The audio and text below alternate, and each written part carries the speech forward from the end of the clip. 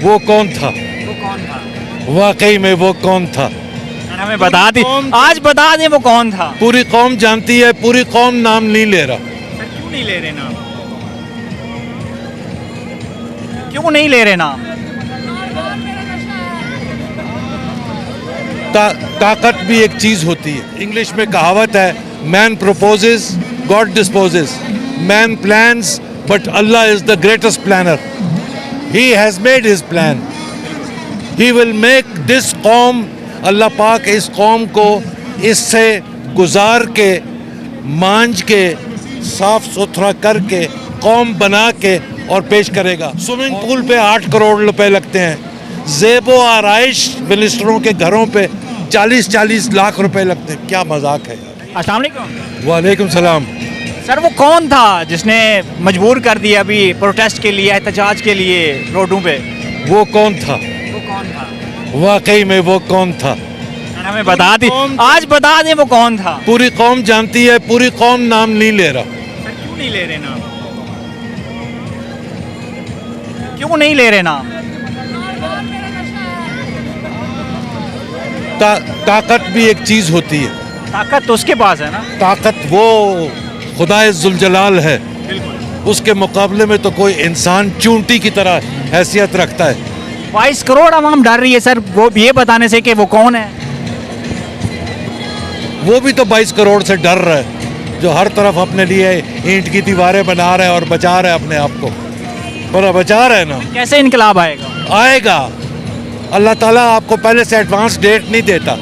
इंसान तो डेट दे देते हैं, अल्लाह ताला डेट नहीं देता।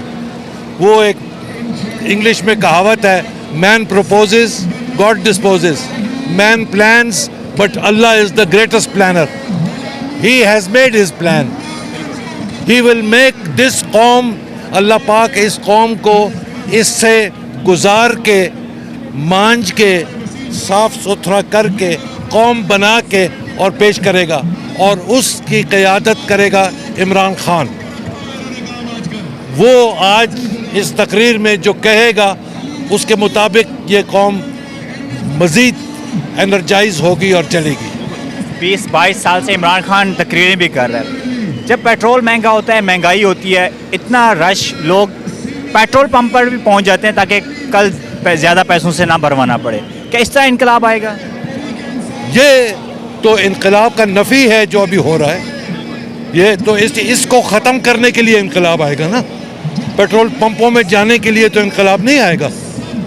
पेट्रोल पंपों में इसी तरह बेचैनी से दौड़ने के लिए इनकलाब आएगा कि ये जो इस आवाम के साथ ज़्यादती हुई है वो ना हो, वो रुक जाए और ये आवाम जिस तरह खुश चल रही थी वैसे वापस खुश चलने पे चले। इतनी बड़ी कौम को सीधी रास्ते पे डालना उनको 3.25 साल लगे, इनको बिगाड़ने में 2 महीने लग गए इम्पोर्टेड हुकूमत को। तो आप देख सकते हैं कि बिगाड़ने में कितना कम टाइम लगता है और कितना कम एफर्ट लगता है। स्विमिंग पूल पे 8 करोड़ रुपए लगते हैं, ज़ेबो आराइश मिनिस्टरों के घरों पे 40-40 लाख रुपए लगते हैं। क्या मजाक है यार। ये तो 70 सालों से हो रहा है। हो रहा है ना, लेकिन इमरान खान के ज़माने में तो नहीं हुआ था ना, नहीं हुआ था ना। मैं तो आई विटनेस हूँ इसलिए मैं कह रहा हूँ। सर एक और बात भी है, हाँ। कहते हैं कि हम मुसलमान हैं, खुदा पे यकीन रखने वाले हैं। ये भी है कि जिस तरह की आवाम होती है उस तरह के हुक्मरान होते हैं। हाँ, ये लोग हर सिचुएशन के लिए लोगों ने कहावतें बनाई हुई हैं अपने आप को तसल्ली देने के लिए। आवाम हमारी बहुत अच्छी है, आवाम को गाइडेंस ख़राब देंगे तो बेचारे ख़राब हो जाएंगे, अच्छी देंगे तो अच्छे हो जाएंगे। वो कहते हैं कि 100 भेड़ों के सामने एक शेर खड़ा कर दें और जंग में जाएं तो वो 100 भेड़ भी जंग की तरह, शेर की तरह जंग लड़ेंगे। और एक भेड़ को आगे खड़ा कर दें और 100 शेरों को पीछे कर दें, 100 शेरों का भी बेड़ा गर्क हो जाता है। सर आखिरी सवाल, क्या एक दिन ऐसा आएगा जब हम देखेंगे कि हम कर्जे बिल्कुल ख़त्म हो चुके होंगे और हर तरफ खुशहाली में? तो नहीं आएगा, ये विशफुल थिंकिंग इसको कहते हैं। हमारी ज़िंदगी में नहीं आएगा। हम दुआ करते हैं कि ऐसा दिन आए।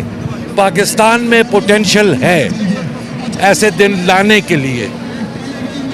लेकिन पाकिस्तान एक वैक्यूम में नहीं रहता। पाकिस्तान एक आलम में रहता है जिसमें 200 ममालिक हैं, उनके अपने अपने इंटरेस्ट हैं, वो अपने इंटरेस्ट की तरफ जिस तरह खींचते हैं वो उस तरह चलती है बात। ठीक है, थैंक यू सर।